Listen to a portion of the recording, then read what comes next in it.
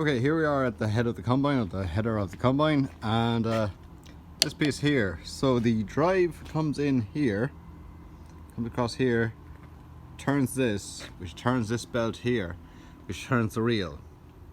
And at the moment the reel is going super fast. I want it to slow down. So normally what you should be able to do is there's a little handle way off down there. You turn the handle and you change the variable pulley here, and this is spring loaded, so it has to go with the opposite of this. So currently this is in the really fast position and I want to go slower. So you should be able to turn it. Of course, this is a 40-year-old machine and things are frozen, and you can see there, that pipe is totally rusted. So it doesn't really matter what we do, nothing's going to happen to it. Before starting this job, thankfully I'm not going into it blind. I did buy the Dydsfar Combine book, and inside it shows the full diagram of what this piece here is meant to look like. So we can see at the start it is a threaded bar. It goes all the way through the center of the shaft. It goes all the way through everything. It goes through all the washers and then comes out the other side. It gets locked by this little nylon nut at the very end. So here we have the pin at the end. Obviously I've been hammering it, and you can see it's actually turning.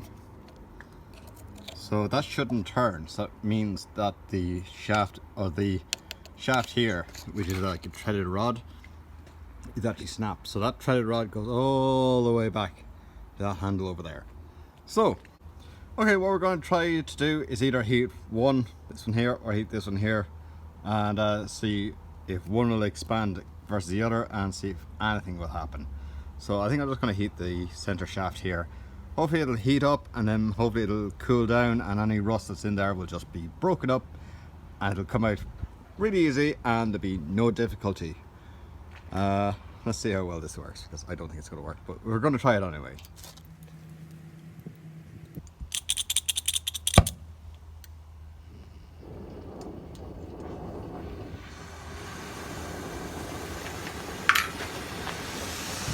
Come on guys, let's go.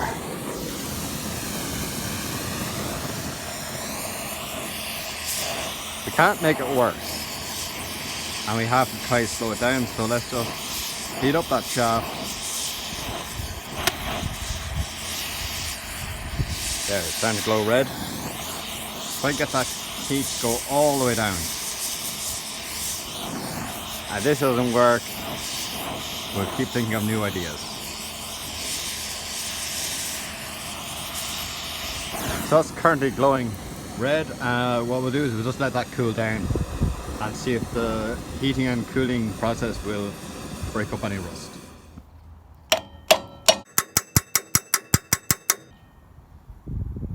I think that's done absolutely nothing. Don't think even any of the threads are even moved. Right.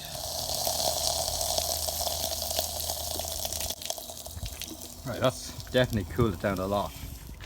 So yeah, what I'm hoping for is that thermal expansion and contraction will hopefully break it free, and it'll just pop out without any effort, which I'm like 5% sure that'll happen, and 95% sure it's gonna be a pain to get out. What I've tried so far is heating it. See, it just moves totally free. So what we've done is we've heated the center, had that glowing red, and hopefully it would break the rust seal. It didn't.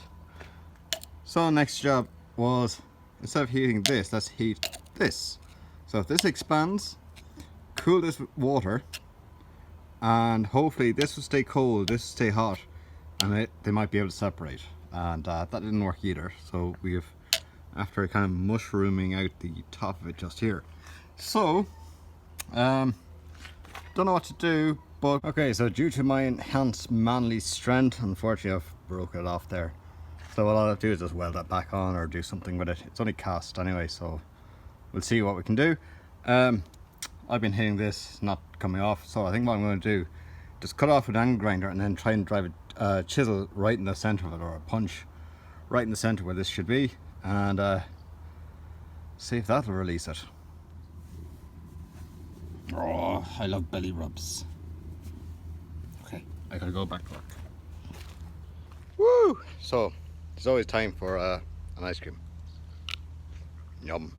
So looking at the exploded diagram as seen on the picture in front of you, the shaft there should actually come out. It should actually just be held on by a nut, but obviously it's frozen on. I can't get it to release, so we're going to drill it out.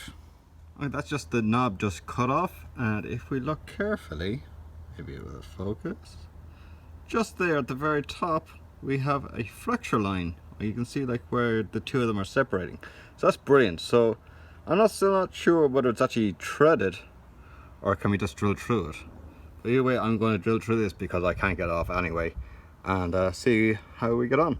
Okay, I've actually just cleaned down that knob that's lovely and flat now, and you can start to see just the outline of it. So the two metals are separating, so hopefully now it'll just like ping out when I hit it with the chisel. Okay, and ta-da! So you can see the shaft way off down there, and did I hit it back? No, it snapped off. So there it is. And you can see the back of it is just actually snapped off. Okay, just after pressing that out, so that got pressed out of that, and that's the old bearing got pressed out as well. So now we're going to take this off to the lathe, and we're going to drill a 6mm hole through the center of that. I know it is like just pushed in, but I think there's so much rust in there I'm not going to be able to even like press it out, so I'm just going to drill it out on the lathe. Make sure it's absolutely perfectly centered. Okay, so after a little bit more inspection and another look at it, it turned out it was actually threaded. From looking at the diagrams, it definitely did not look threaded, but it turned out it was threaded in the end. So I got the center removed and bought a bar, so it should actually rotate or it should thread into that bar. Ah, brilliant. Okay. So let's get the bearing back all into this and let's sort it out. Unfortunately, because this is cast, I just cannot get this little piece re-welded back in. I know you can weld it, but I'm not skilled enough to do that, and the place I went to, they were too busy and they just said it's just too difficult to do. Just buy a new one. But I don't have time for that, so we're just going to see if we can just put it back together, and if I do need a new one, I'll buy a new one. If not, we'll soldier on without it. Okay, nothing all that special, just pushing the new bearing back into the housing. Using a socket just to push on the outside of the race rather than the inside. And in it goes. Done. Okay, and ta-da, it's all back together again. So what do we do? So yeah, we got this obviously threaded bar. We threaded the whole way through this bar here, or this shaft here. It's all threaded up. Then, because obviously I broke the little finger off the side of it, just got a random piece of steel, just drill a hole in the center of it, bolt it up. So now, when we tighten this end down here or this end here, it doesn't really matter which way you pull it. When we tighten it, it'll actually tighten here, and when we loosen it, it'll actually loosen it off here.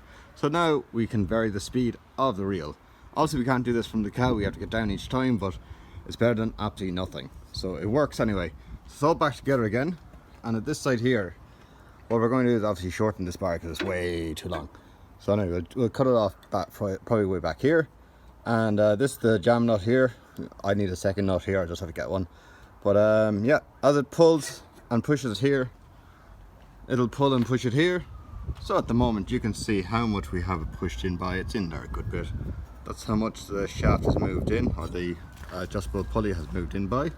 So it was all the way nearly flush here, so we pushed it back, what, about 10mm, 1 centimeter. And this is closed up, so now the drive is coming in from the combine here, this way.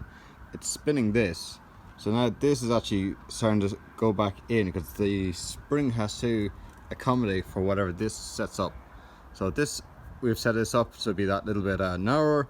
So then this one has to be this little bit wider. That's why the belt now is running in there as opposed to up here. So looks pretty good, looks pretty right. I'm happy with that, and that's it working. So yeah, all back together again, and a little bit more manual than I wanted it, but it's only to cut 20 acres, so it's back together, done. So now the final job is to get the safety cover back on, which bolts on here, to the back and to the front. Okay, brilliant. Thanks for watching, guys. Don't forget to rate, comment and subscribe. Give me that thumbs up, hit subscribe over there. As always, guys, thanks for watching, see you later.